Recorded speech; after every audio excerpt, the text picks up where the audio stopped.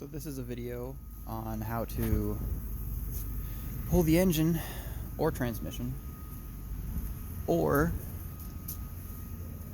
this differential or whatever you have to get to. You can kind of see a good idea of what you're looking at here. I had to pull the engine out of a 2007 Cadillac Srx. It's the V8, not the V6. First of all, it's absolutely horrible. Sucks to do. You gotta disconnect the struts there. They don't always come out that easy. And then the suspension right there. That's like the easy stuff, pretty obvious things. But the engine does have to come out the bottom. It does not come out the top. On all data, it says a 9-hour job. It's probably closer to 20. You have to disconnect the brakes there. Don't disconnect these lines, just leave this thing with it, save you some time.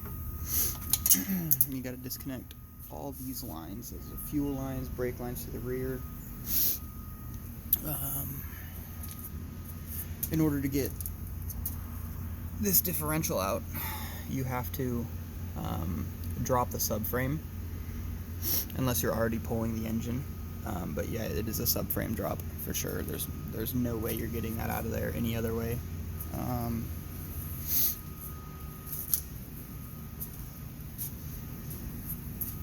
I had to pull the intake on this one. You probably won't have to if you're getting a used engine that comes with the intake, but the one we got came from a different type of car, and it has a different wiring system from the starter.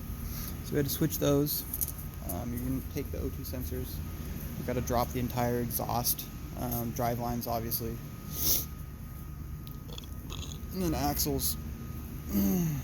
But the hardest part is definitely this stupid wiring harness. Fucking with that. You have to take out the radiators, and I think that's a trans cooler. We have the fans and all the coolant lines, the airbox, AC, alternator, power steering.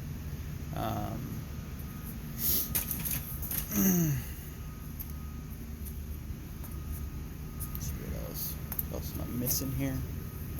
That's pretty much it, but this is what it looks like. Oh, I did forget something. That's right.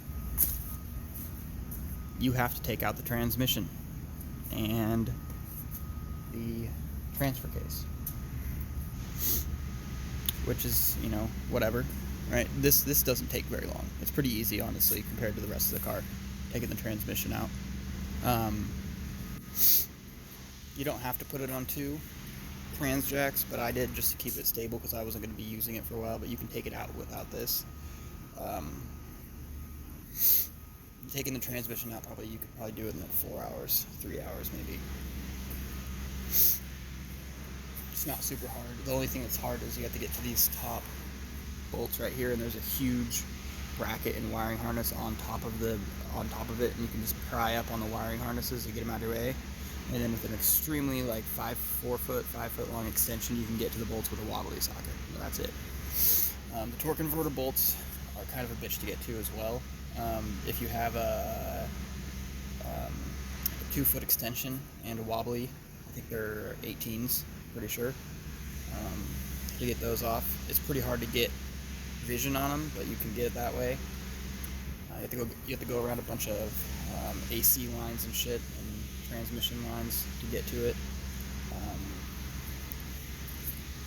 Let's see what else am I forgetting. The wiring harness on this side is kind of a bitch.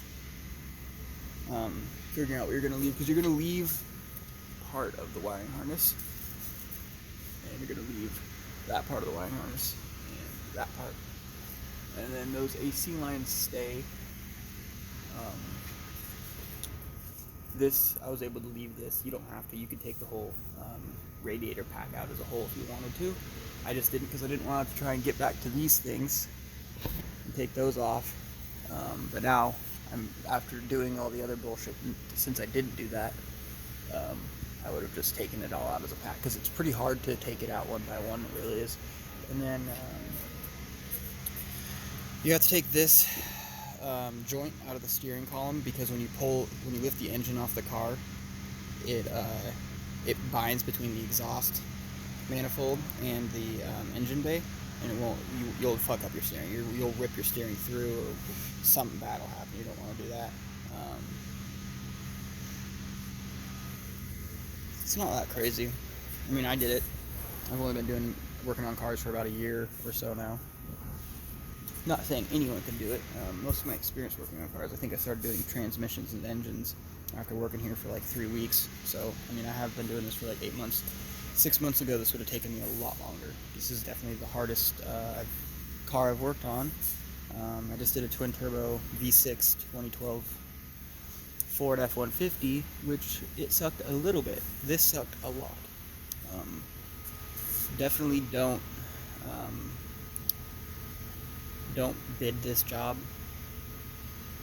with what Data's saying for the hours, because it's going to take you way longer. It's double to triple the amount of the time it takes, says for Data. And honestly, you don't really want to do this job because it sucks, and it's not worth doing unless they're going to pay the money.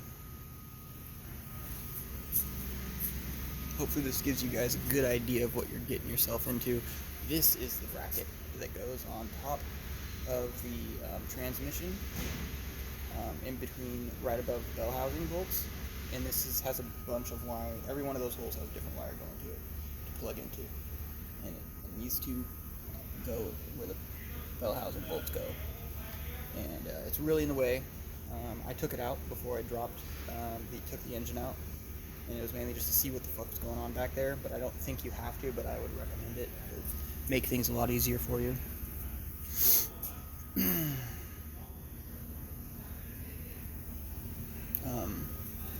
To get it off the subframe, there's 21 millimeter bolts or nuts that go right here that you can take off, and it's pretty easy to pull it off of the subframe. The bolts are just under there and through one of those holes. What else? You don't need to disconnect the tie rods, obviously. You don't need to do anything with the brakes because you're taking all the brakes with you. It goes back to there. Take this ABS bullshit. Take the computer. Pretty much a shit show.